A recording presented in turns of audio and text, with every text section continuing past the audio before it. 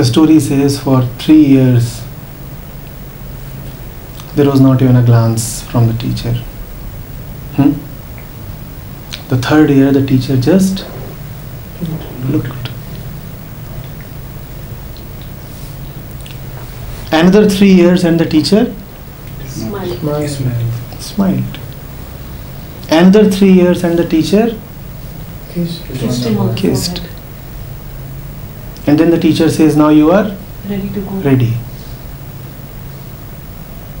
And that befuddles us. What? Not even a word? We thought learning and teaching is about volumes and volumes and millions of words. And what do we have here? No conversation at all.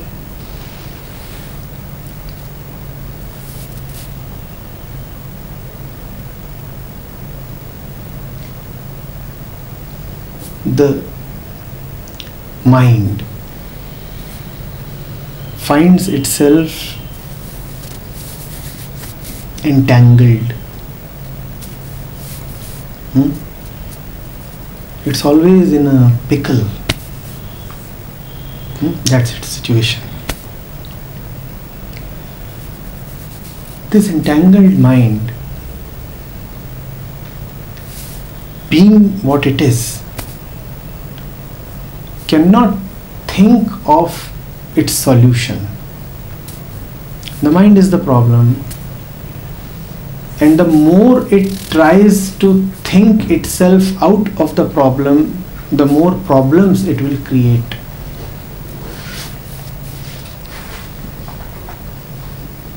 The mind believes that it can think its way out of the problem. And that is the reason why Junaid's story flummoxes us. We have certain expectations from the teacher. Otherwise, it is a simple story. The teacher looks, smiles, kisses and says, go. Still we feel uneasy upon reading this story. Why? Because we have our own stories. We have stories about how the teacher must behave. We have stories about how the teacher must operate. We have stories about what the process of learning and teaching must be like.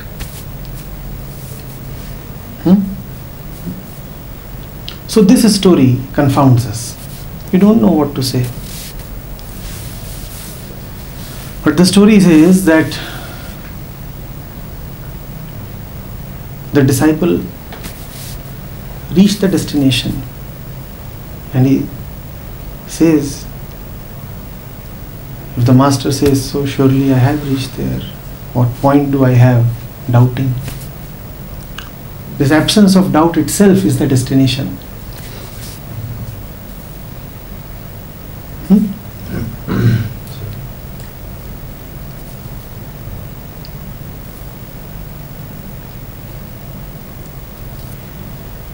Now do you see why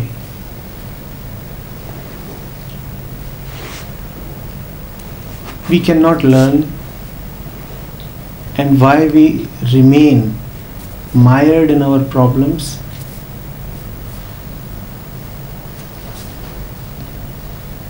Because the solution might be sitting right in front of us. The solution might be the most obvious thing in the world. Yet we will not take it because we have images about what the solution must look like. Junaid was a capable disciple. Had it been someone else, he might have rejected the teacher. At any stage, the teacher could have been rejected. 9 years, who has so much of patience? And after 9 years, you say, now you go. The teacher could have been rejected at any point during the 9 years, or he could have been rejected even after the 9 years.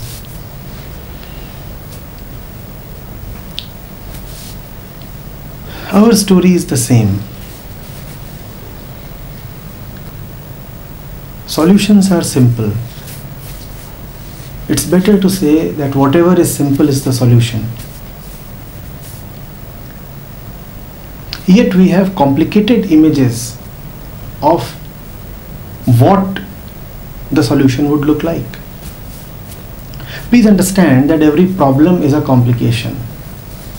And if you are the problematic mind, then even the image of the solution that you will have will be complicated, because the complication itself is the problem and our defining characteristic. What else is a problem? That which is complex. And if the complex mind thinks of a solution, the solution will be equally complex. And the complexity itself is the problem. So the simple sits within us, all around us, staring us in the face, trying hard to catch our attention, screaming to be heard, even seducing us, and we keep rejecting it. We keep rejecting it because we are in search of a solution that looks like us. We are in search of a solution that tastes good as per our palate.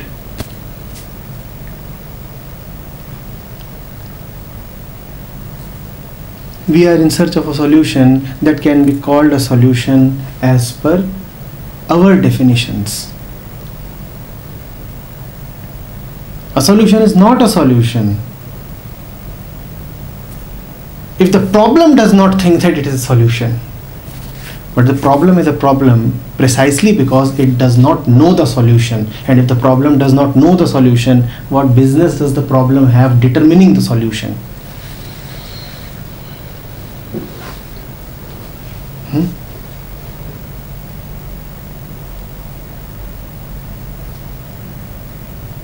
I repeat, isn't the story a very simple one? But go into your minds. Does the story not make you uneasy? Would you like the same thing to happen to you? Why does the story make us uneasy? Because just as we have images about ourselves, we also have images about the one who must guide us. Otherwise, it is such a simple story.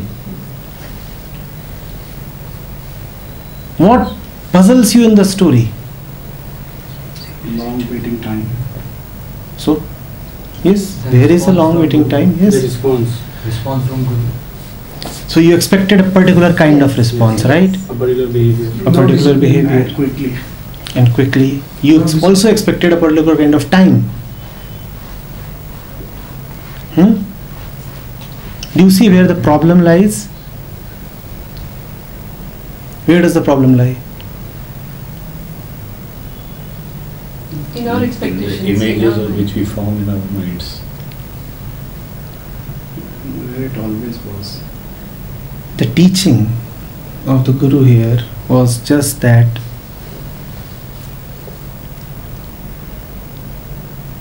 you drop the expectations, you drop the images, look at life as it is, and that's it.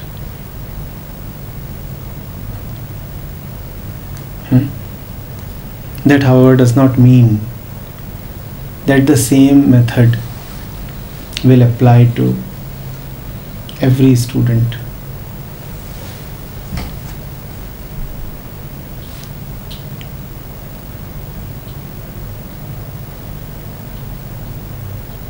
The method that was used with Junaid is a method for very capable, devoted and surrendered minds.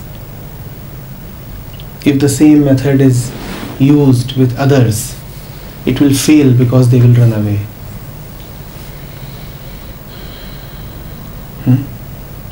The master is the one who knows the mind and hence also knows what would work.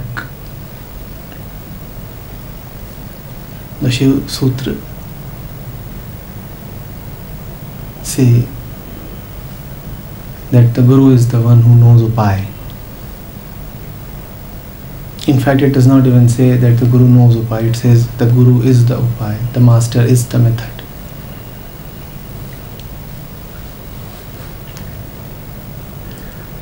In fact, an understanding of the problem is not at all different from the method needed to solve the problem. Once you know what the problem is, that knowing itself is the method, the solution. The Master is the one who knows the mind. If you can know your mind, you are the Master. It's just that when you know your mind, you don't feel like calling it your mind.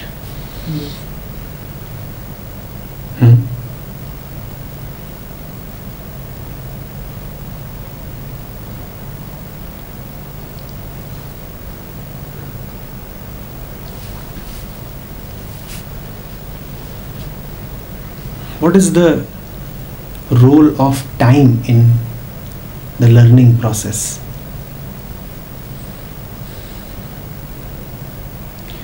Time can play two types of roles.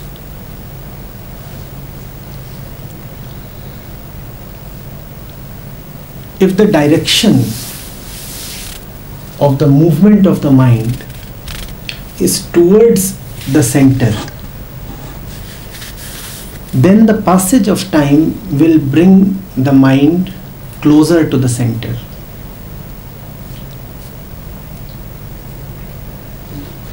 But if the direction of the mind is away from the center, then the more time is given, the more distant and diseased the mind will become. So, time can act both ways. The teacher has to see what is the direction of the disciple's mind. If the disciple is already being drawn to the teacher, already being drawn to peace, then the master need not do much. Then all that the master needs to give the disciple is time. You are already moving in the right direction. All that you now need is time. You will reach because your direction is right. So in such cases, the teacher would not actively intervene. He will say things are taking their own course. The disciple is capable by himself. All that he needs is the right direction, and that he has. So the role of the teacher then is to just ensure that the right direction is maintained. And the right direction is often maintained just by being in company of the teacher. So then the teacher need not say much. The company is sufficient. Neither say much nor do much. But there are several other cases where the acquired instinct of the mind is to move away from the center. There the teacher actively interferes. There he says, does, tries and puts in effort, all to change the direction of the movement. All to change the direction of the movement. In the first case, where the direction is appropriate, there the teacher may even decide that the student may be kept physically away from the teacher as long as the direction remains all right. Sometimes keeping the student physically away from the teacher makes the student come even more speedily towards the teacher. So even then, seclusion or distance can be used as a method. But in the second case, if the student is kept away from the teacher, then it only leads to deterioration.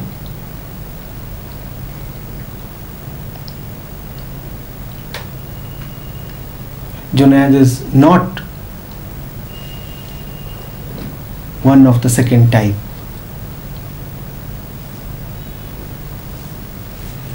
Getting it? Do not rely on time. Do not rely on experience. Most people are not like Junaid. The direction of their minds, the illusioned minds, is away from the center. And if the direction is wrong, then the passage of time, then the gaining of years, then age and experience will only take you away from the center. They will only take you further down the drain. But that's a very convenient argument. Life will teach me. Time will teach me. If you are going in the wrong direction and you spend 2 more hours going in the wrong direction, where are you reaching? No, not nowhere. You are sinking deeper. But don't we like to have that argument?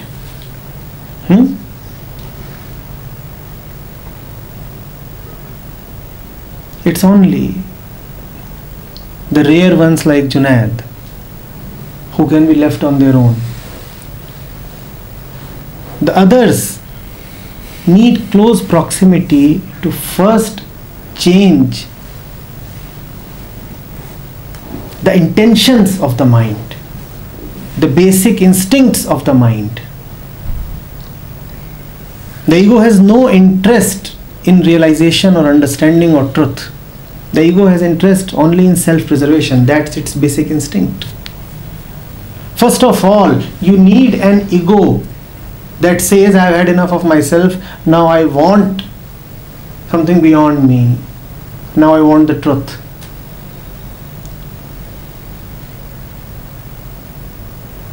The role of the master is to transform the ego.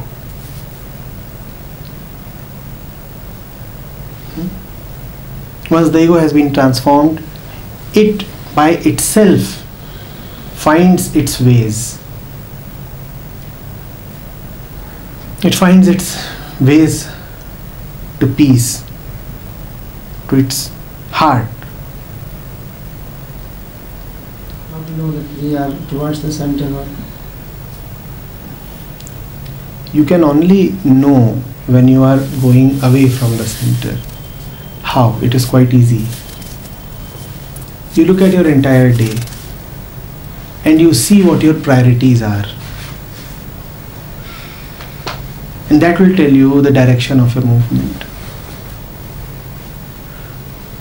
Does peace figure somewhere in your priorities? Does stillness figure somewhere in your priorities? Does love figure in your priorities? Does simplicity figure in your priorities? If it does, your direction is all right. But if they don't, then there is a situation. You take a questionnaire to people and you ask them to write down their priorities without telling them that it has a spiritual context or something. Just tell them, write down what your priorities are and figure out how many people in their top 10 priorities mention truth. How many would you find? Almost none. Probably Maybe none. one. Probably none. And that tells you what the direction of your mind is. If your top 10 priorities are career advancement, money, fame, the next house, entertainment, acquisition, sex, you know where you are going. It's not as if these cannot be the priorities or must not be the priorities. But where is truth? With truth as the number one priority, you can have miscellaneous priorities. After that, number 2, 3, 4, 10, 100, 2000, you have all the freedom to put whatever you want there. But let truth be the first priority. And if truth is the first priority, then all other priorities will be determined by the truth. So they will be all right. If truth is the first priority, the mind is going in the right direction. If it is not, then the mind is wandering. So just to clarify that, by truth you mean the mind is more still, the mind is more at peace. You can take any word that makes sense to you. Or it is more... If you remain honesty. disturbed, then the right word for you is peace. Those who remain in illusion, the right word for them is truth. Are you doing something that will reveal the facts to you? That is what truth means in everyday life. Yes, that is what... Otherwise, truth is simply an abstraction. It means nothing. If you are somebody who is aggressive, violent, then what does the truth mean to you? Peace. Then you have to figure out whether your actions are originating from peace, whether they are taking you to peace. If you are someone who lives in fear, then truth for you is fearlessness. Then you have to figure out whether your top priority is fearlessness. If you are someone who remains secluded, lonely, divided, then truth for you is love. Then you have to figure out whether your actions are taking you to love. So it depends on who you are. And then you can choose the right word. But whatever you choose as the synonym and representation of truth must always be your first priority. So, there are two questions that links to... Two links basically, one question. That you said that you need to constantly know your mind. And the second thing is that by knowing what you really are, then you can choose what is truth for you and move towards it, because basically in relatives. So I want to ask that whatever states that you told right now, whether it is being fearful, whether it is being lonely, it is something which fluctuates in the mind. That sometimes I see myself as being fearful, sometimes I see myself as being violent. So I want to ask that how to really know myself, because I see that everything that you say is me. And if I can't pinpoint, then what really truth stands for? Because right now it sort of stands for what is opposite for me. As in, if I see that exactly is what the truth stands for. Any mental state that you are in is a mental state. Yes. So in that moment you just need to figure out whether your actions and intentions will lead to a dissolution of that state or a further affirmation of that state. Okay, I named just a few states. I said if you are in illusion, then truth for you is facts. I said if you live in loneliness, then truth for you is love. I said if you are afraid, then truth for you is fearlessness. Now let me generalize it. I am saying whatever is your mental state, the truth for you is the dissolution of that state. If what you are doing would lead to a deepening of that state, then your direction is wrong. And that state itself is conditioning. That state itself is conditioning, because the truth is no state. So deconditioning yourself is going towards the truth. Yes. Am I being driven by my states? Because if you are being driven by your states, then those states will reinforce themselves. So you are as good as a machine. You are then as good as a machine.